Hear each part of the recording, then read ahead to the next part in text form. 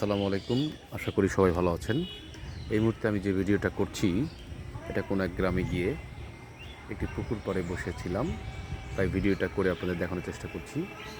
আসলে অ্যাকচুয়ালি প্রকৃতি কাউকে কখনো ফাঁকি দেয় না। মৌসুম অনুযায়ী আমাদের যখন যেটা প্রয়োজন বিধাতা তখনই দিয়ে থাকেন।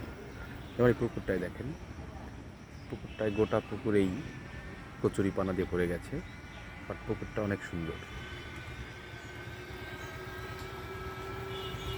চারদিকে গাছ, কাঠের বাগান, অনেক বড় একটা পুকুর। এখান থেকে দেখলে ওই মাথা পর্যন্ত দেখা যায় না, বাট তারপরেও আমি চেষ্টা করছি দেখানোর জন্য, যেহেতু আমি আমার কাজের মাধ্যমে প্রতিনিয়তই মাঠে ঘাটে আমাকে ছুটে বেড়াতে হয়।